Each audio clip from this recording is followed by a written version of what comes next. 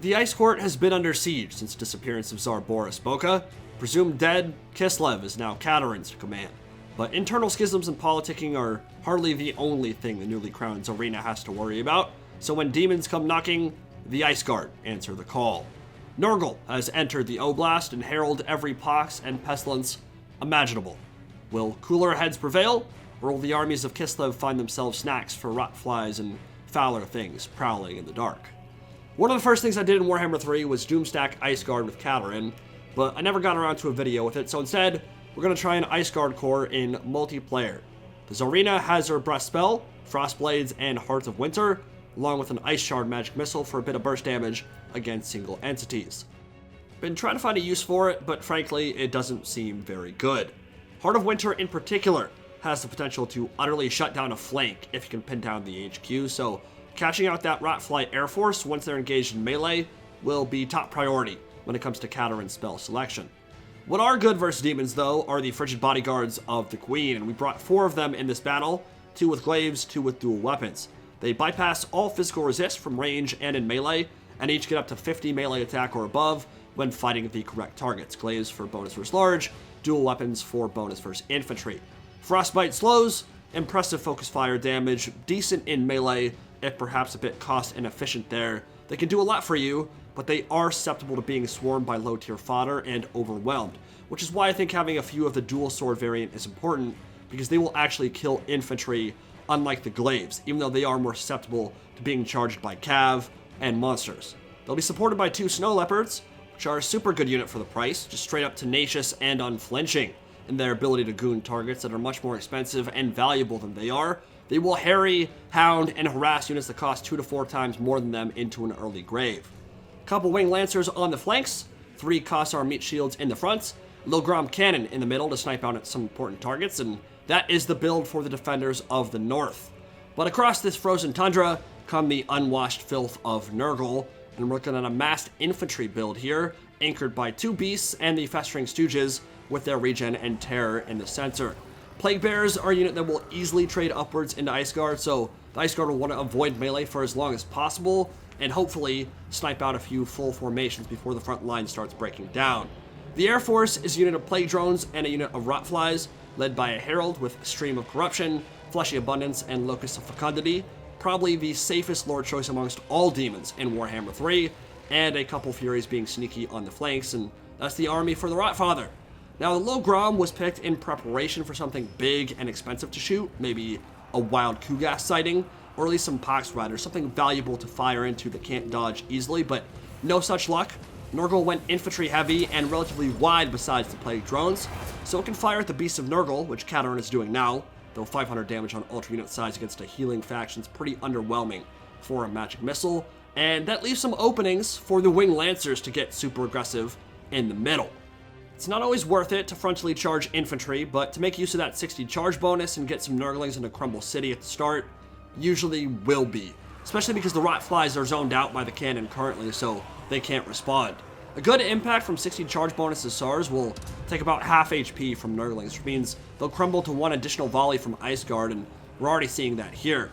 Unfortunately, Ice Guard have super goofy looking reload animations. It actually looks fine in slow-mo, but at normal speed it's just weirdly exaggerated.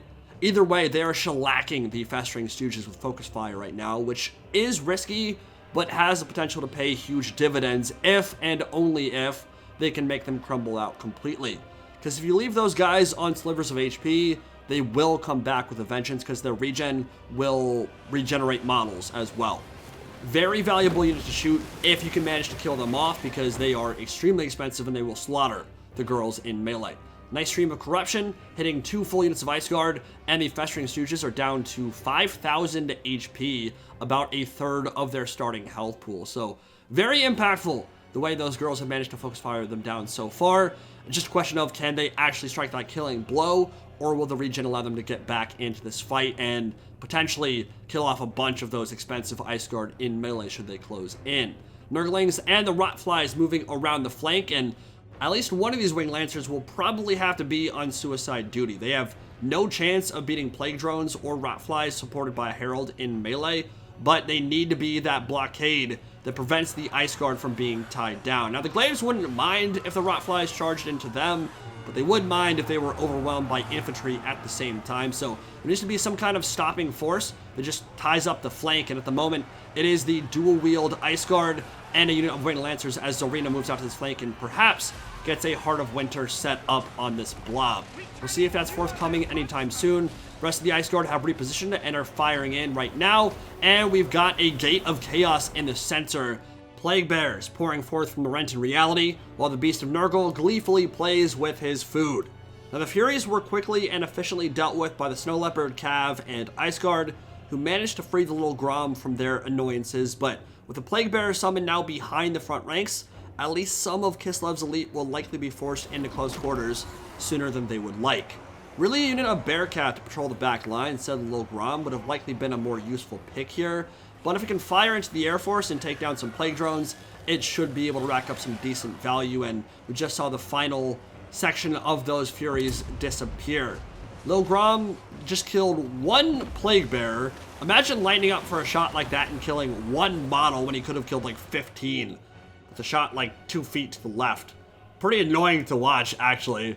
And the Ice Guard, their volleys have already dealt a tremendous amount of damage to this Nurgle army, and even more about to be forthcoming, because the Winged Lancers are doing exactly what they're supposed to do. Would love to have them cycle charging, but stopping the aggression from all these Rotflies supported by the Herald of Nurgle and setting up for that Heart of Winter was their entire point here, and they're going to do that admirably. They'll die for it, but their sacrifice will be remembered, and if it means these Plague Drones die, that is a trade that Kislev will take 10 times out of 10.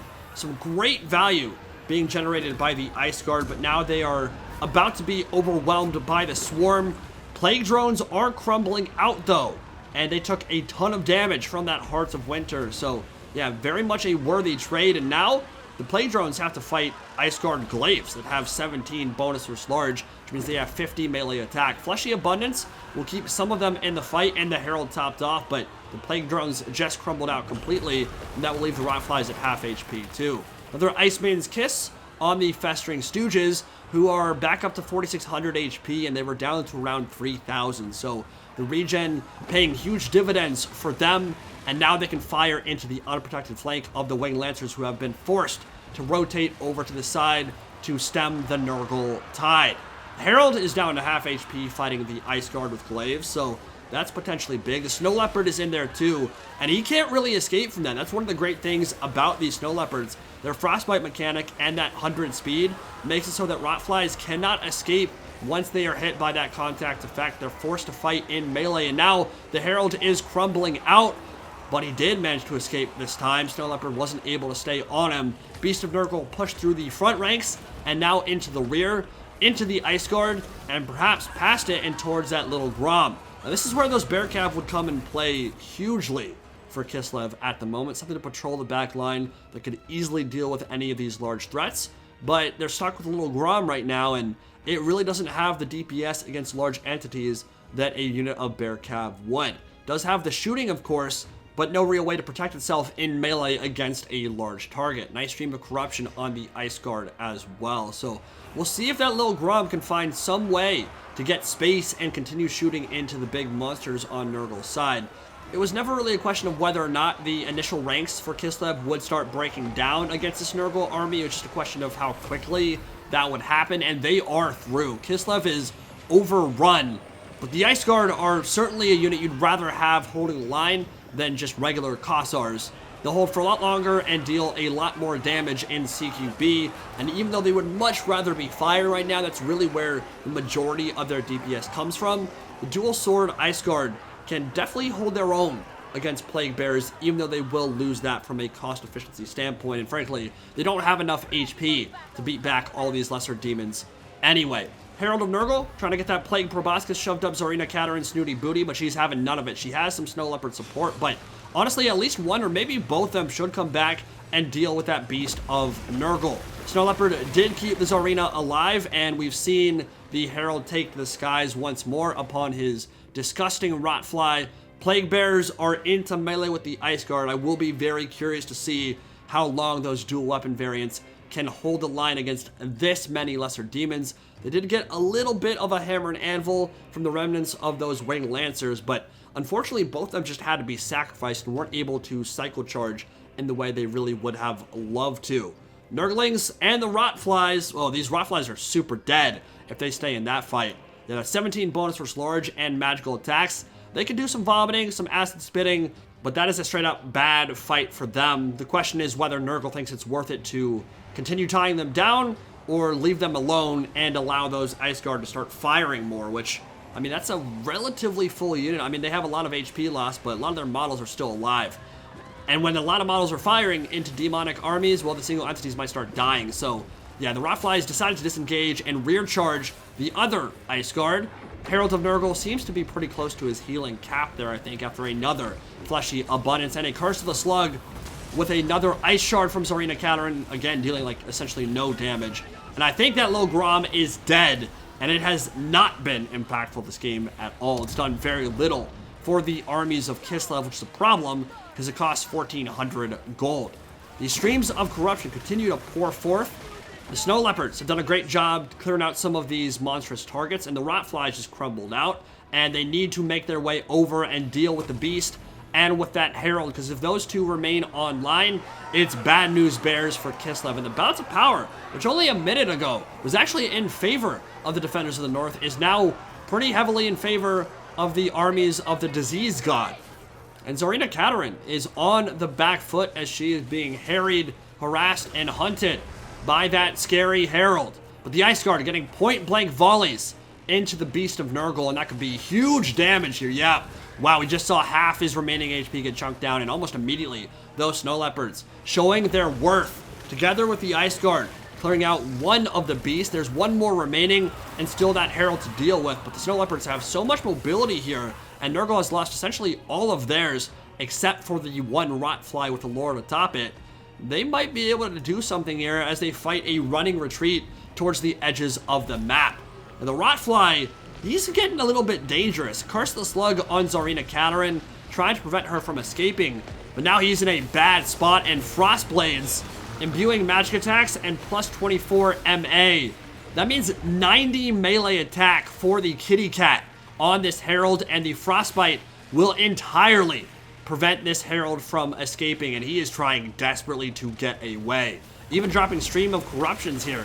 Do anything he possibly can to zone them out. But that Rotfly is in huge danger now, because he is slowed tremendously. They have 100 speed, and Curse of the Slug has worn off.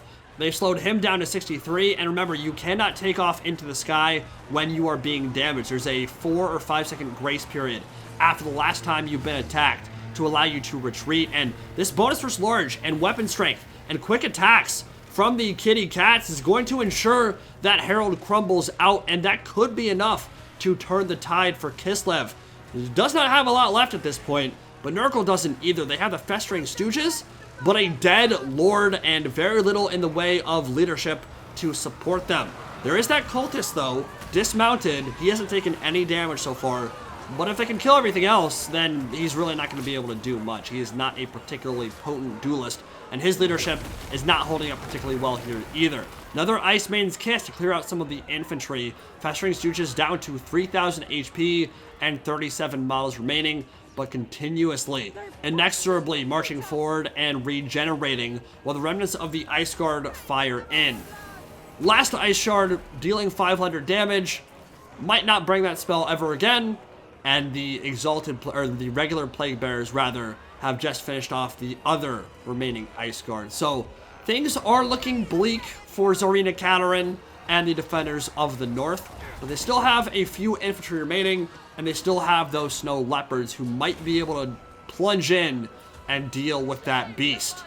It's also a situation where I'd like to be able to see the Winds of Magic for both sides. It wouldn't matter for Nurgle at this point, but it would matter a ton for Tzarina Katarin. She's dropping Ice Maiden Kisses still, but a Heart of Winter on this blob could quite literally end the game outright if they manage to stay inside the AoE for the full time. Unfortunately, Tzarina Katarin kind of has to go into melee to help her Snow Leopards fight because there's so many Plague Bears around, but one model of Festering Stooges has enough mass to tie her down, and she took so much damage in there because of it, and that is going to effectively end this as a contest. The Snow Leopards have to go in and fight amongst the Plague Bears to deal with the Beast of Nurgle, who isn't going to allow itself to become isolated. But monsters with infantry support will always perform better than monsters without it, and in this case, it proves to be a little bit too much for Kislev, who would have benefited tremendously from having a unit of Bear Cav instead of the Little Grum, which was pretty close to useless this game. Generated about 350 damage value firing into those beasts. Never got any good shots into the Plague Drones because the Winged Lancers would have blocked its shot and obstructed its line of sight. And that was a problem. When you bring a Little Grum, you want to be shooting into Great Unclean Ones or something that it can easily generate value against, but there was really not a whole lot there for it to shoot. And Bear Cav to deal with the Beasts of Nurgle or deal with the Rotflies as they land in the back line would have changed that complexion, the complexion of that battle utterly. So yeah, 319 damage value on them, but the Ice Guard were fantastic. 2,900, the MVPs of this battle. Those were the ones that fought the Plague Drones in melee. Those Glaives did fantastic work. And another unit of them would have been extremely useful here too. That also might have been enough to change the outcome. But yeah, very impressed with that unit of Ice Guard. Very impressed with the double Snow Leopards and with Tzarina Katarin, who I think was pretty useful this game. Got a great Heart of Winter and made herself annoying throughout the course of the battle. The Snow Leopards are great. They really are. 1,300 and 2,000 damage value on them, respectively. So they performed amazing every time the Herald tried to land, and eventually were able to goon him out. On the Nurgle side, the Festering Stooges made huge plays. The fact that they weathered that initial storm of Ice Guard volleys, and the Herald himself with his healing. And such a cost-efficient, effective Lord, a safe Lord that very rarely gets sniped out, but Snow Leopards were able to do it, which is impressive in and of itself. But yeah, 2,700 damage value on him. That's not counting all the healing he sent the way of the rest of his army. So very interesting battle, a running retreat into the back of the canyon, but just enough for the Lords of Decay to take this one. Hope you guys enjoyed it. See you all in the next battle. Any Pride, signing out for now. Have a good one, guys.